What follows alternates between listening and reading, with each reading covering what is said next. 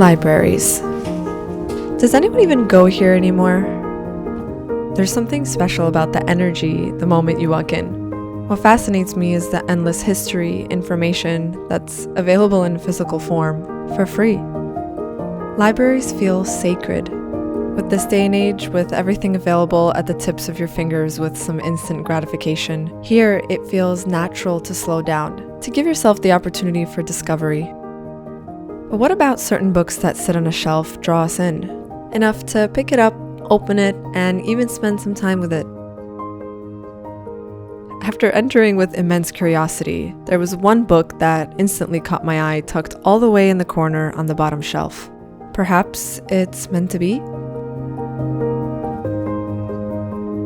When the feeling of exciting curiosity kicks in, there's an instant impulse towards better cognition. But in other words, the desire to understand what you know that you actually don't know. The back read, "Objects that have been left behind speak volumes about our past. They give us insight into our ancestors' lives that is so much richer and more intriguing than a list of events. The history of the world in 1,000 objects? Yep, this is the one."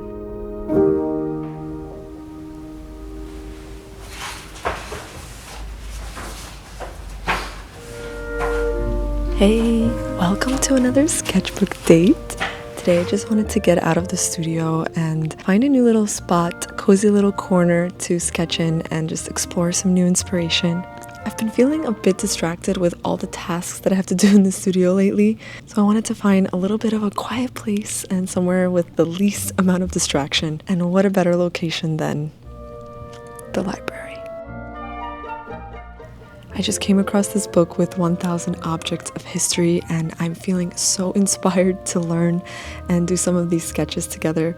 First things first, I just want to prepare my cozy little corner because I'm going to be here for a little while and set up all my supplies. I think I'm just going to keep it simple with some ink and get some black and white drawings in, maybe a little bit of gray wash. And then it's time to flip through these, see what catches my eye, and fill a whole page with some historical objects. How exciting! When it comes to supplies, I like to pack some of my favorites when I'm going somewhere, but I do decide more concretely in the moment to feel more present on location. The moment you open this book, you're hit with so much beauty, information, little descriptions on each historical object, and its structure dating through all different centuries, from the early societies of 700 BCE all the way dating to the present, which is super helpful to learn about it as it's all organized in time. And I really loved how they had this timeline of world history, and as a artist being very visual, it was super helpful to see it all laid out. It also brought me back to my AP World History days back in school. And I was definitely excited to learn something new today, but also to just simply slow down a bit.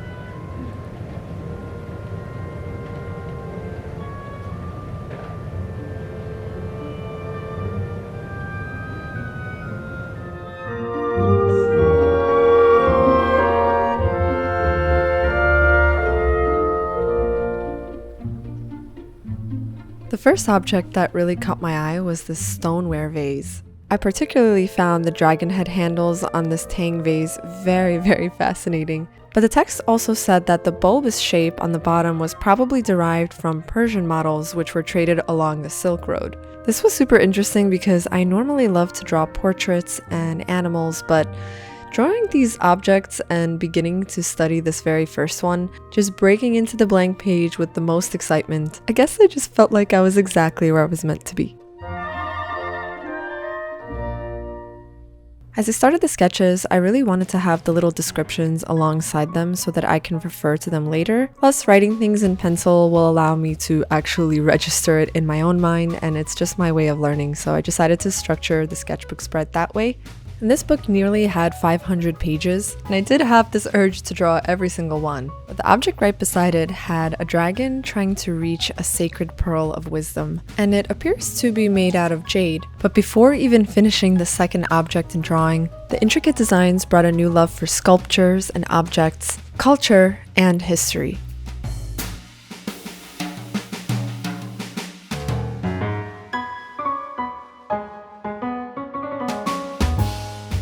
Jumping straight in with pen for all the drawings is super great to get out of the fear of perfection and just trusting the way you lay down each mark onto the paper.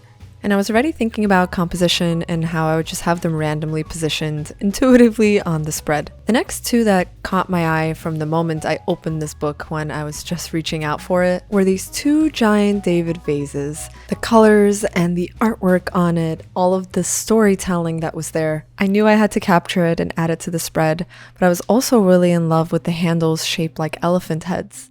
There were delicate floral patterns in thick rim below the neck of the vase. And the bottom had these flaming pearls and crossed swords, and which thought to be symbols of good luck. There were also these 4-clawed dragons, which the book shared to be signifying wisdom and benevolence. Guys, I was over the moon with all of this inspiration.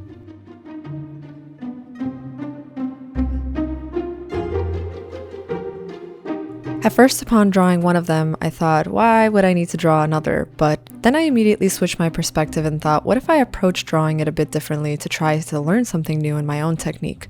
And also, repetition is incredible for drawing. It's one of the keys to discipline and building skills. Plus, if they're a pair as a vase, I can't leave one without the other, right?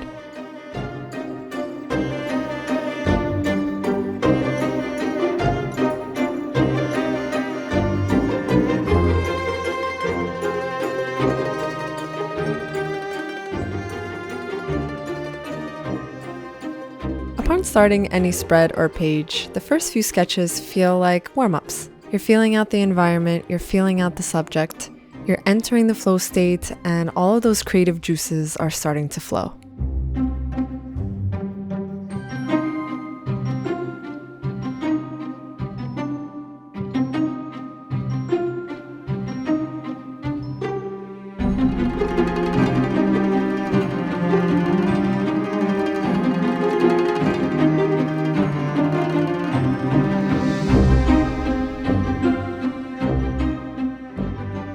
With every page that I flipped, something new caught my eye. Stepping into the trade and empire section, this little Aztec figure gave me little character design vibes. There were little details carved out with hard tools, and I learned that their jewelry and decorated metalwork were also highly prized art forms.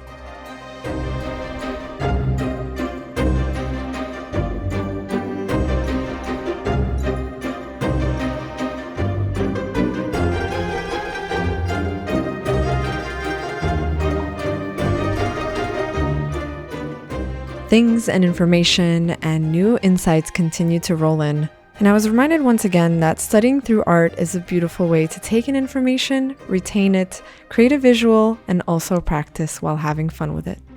You're widening every muscle, emotional, spiritual, and physical, and the most special part is that it's all happening at once.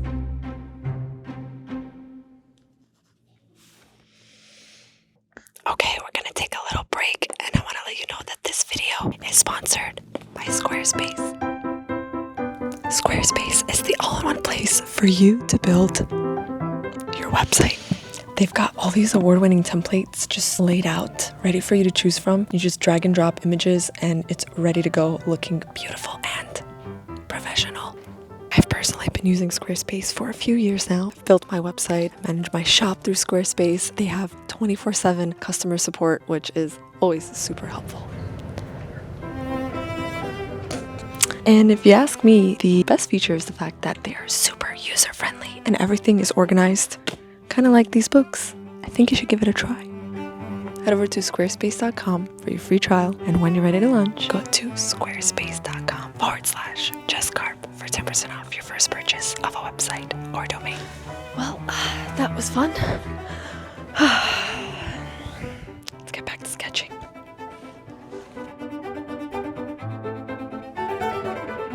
The next object that struck my attention was this brightly colored jar and how beautifully it was decorated. Whenever you study a new subject, you kind of figure out new things that you pay attention to and like, and it also opens you up to showing you your taste in things. This decorated jar was said to be used by monks to hold medicine, and although it had some beautiful colors, I loved capturing the patterns in black and white as well. Immediately on the next page, one little teapot struck my attention from the start. This one was shaped like a well. It had a rectangular shape and all these different patterns. And to continue filling up that little space, let's add him right there on the bottom.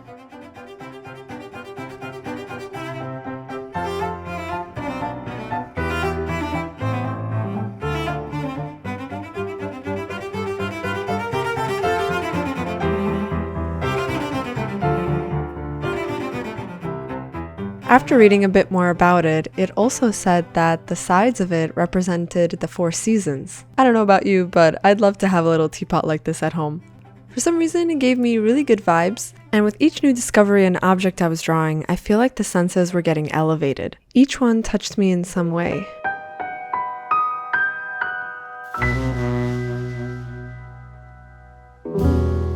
The next few pages and flipping through them spoke about the history and love with music.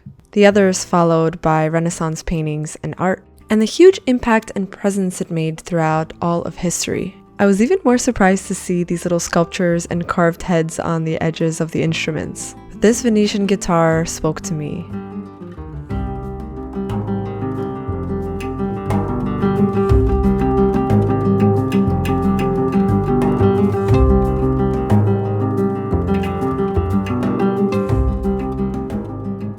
While I'm drawing, I love to look at the overall composition, and there seemed to be this perfect negative space for it to fit right in the center, and I had to commemorate it by putting it there to just showcase how much I love music myself, its intricate design, and the sheer gift and healing it provides us all.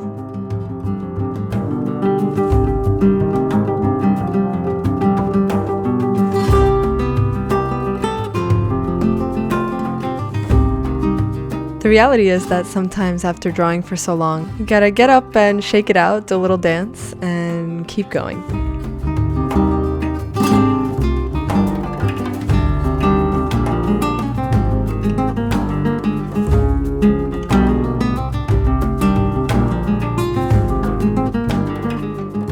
Seeing the little illustrations on the handle of the guitar, something that I've personally never seen before, though seeing how the drawings and the stories were just beautifully displayed like a little storyboard shows that all the arts are connected. Storytelling plays a huge role in the world. And whether you're telling a story through an instrument with music or through a pen with drawings, it's all a form of creative expression that's intertwined.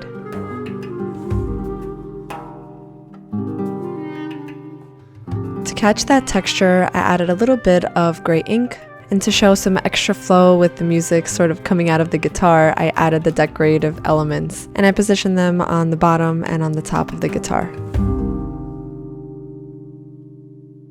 Right below this beautiful guitar, I decided to capture this dragon drinking cup. The dragon itself was gold, and the cup had these beautiful little gold accents and jewels. I really liked the flow of the wings, and I thought that flow can be nice to continue from the decorations of the guitar above it. All of this is sort of brewing in my mind while I'm adding each object and creating the composition on the page. As you trust and let go and step into the unknown, you realize that each drawing falls into place and everything just works out.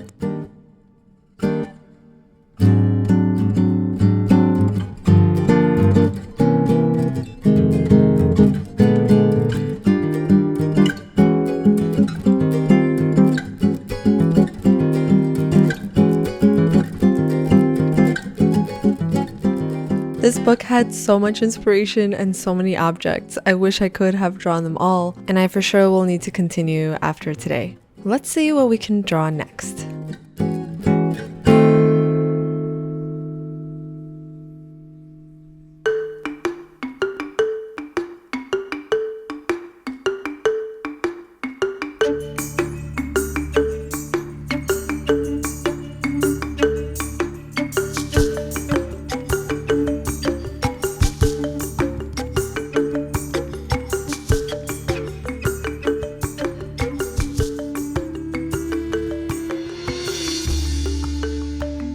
This glazed Ming Dynasty figurine depicts the Buddhist guardian lion.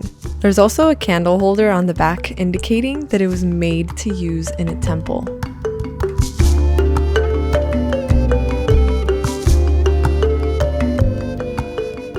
This one was super fun to draw. I loved it.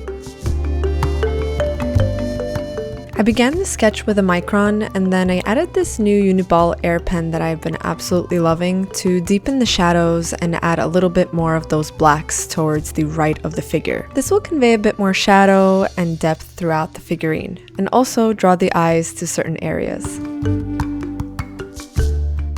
I couldn't resist but draw these musicians and dancers as part of the art creative world that I absolutely love to enthrall myself in. Music, dance, and art, I feel, is the most important part in our lives that set us free and make us feel alive. I was genuinely pleasantly surprised to see these figurines in the book. The positions and gestures were so expressive in such a simplified way, and I really connected to them since I dance myself and I've been taking classes consistently again. These clay figurines were originally decorated with striking colors, and I loved them both and couldn't pick one, so I just drew them on top of one another on the spread. And I think they balanced out the spread beautifully as a whole.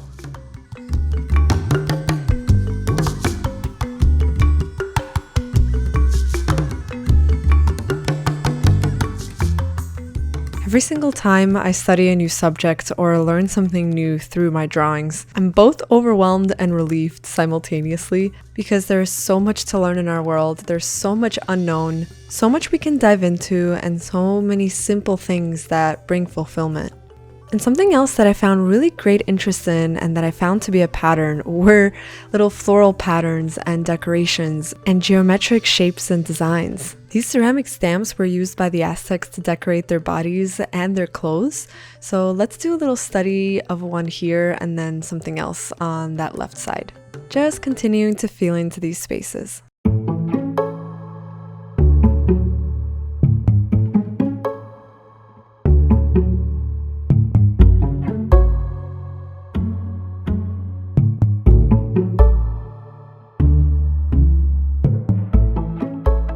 Something I've been thinking about lately is all the information that's available to us online through our phones, and just personally reflecting on how much time I tend to spend on electronic devices and how much I want to continue explore and get outside, find a new location to sketch or draw in, look through books, and keep learning and opening myself up to new information, all of which being part of the human experience.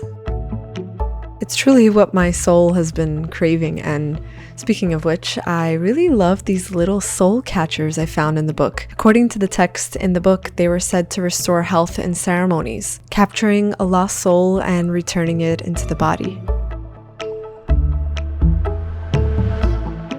Upon even more reflecting, I've realized that every single time I create, whether it's in my sketchbook, a big painting, or simply a doodle to express my feelings, when I truly take the time to slow down, be present, surrender, and step into the unknown, it's always been the truest form of healing.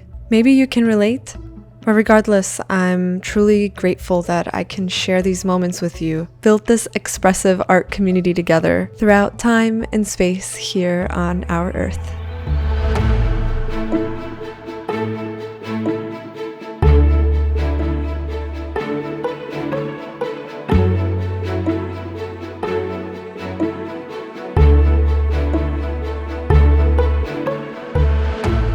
Coming across this book not only has taught me so much about our history, and there's even so much more to uncover, but it's also taught me how much I love the feeling of a physical book in your hands, the connection you feel with the pen and paper in your sketchbook, and even more importantly, the connection you feel with history and its ancestors.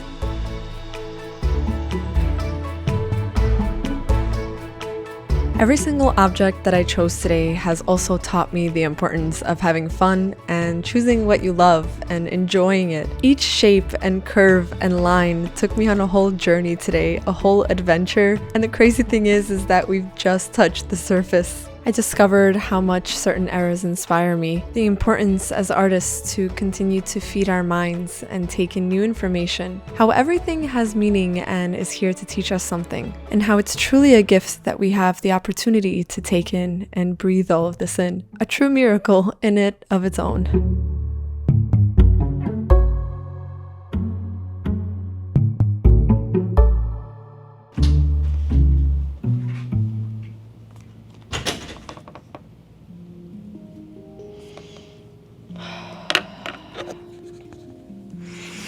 Wow, I didn't even realize how much time flew by. The library is about to close. The spread is looking so cute, so beautiful. I learned so much today. I feel like I was inhaling information and inspiration that I want to take with me to future paintings.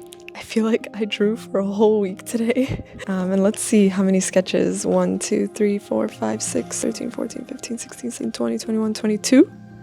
Is that right? Wow, I might as well do a 100 challenge with these. Okay, this would be a really cool one. This book is definitely coming home with me, and I'm for sure gonna have to purchase it so I can have it forever at home. It also makes me want to visit the Smithsonian. Yeah, that would be a cool other sketchbook date, right? But before I show you the final spread, if you like this video, give it one of these. And if you're not yet subscribed, let's be friends. Huge shout out to my patrons. Okay, here are the final.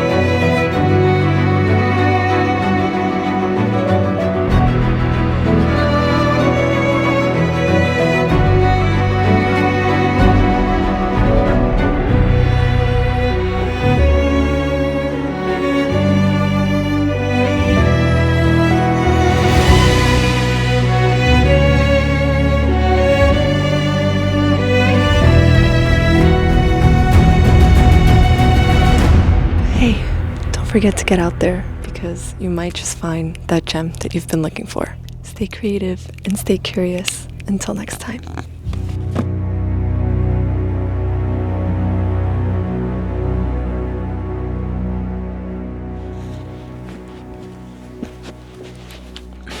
Squarespace.com or domain. Oh my gosh. Why am I rolling around in a library floor? You only live once, right?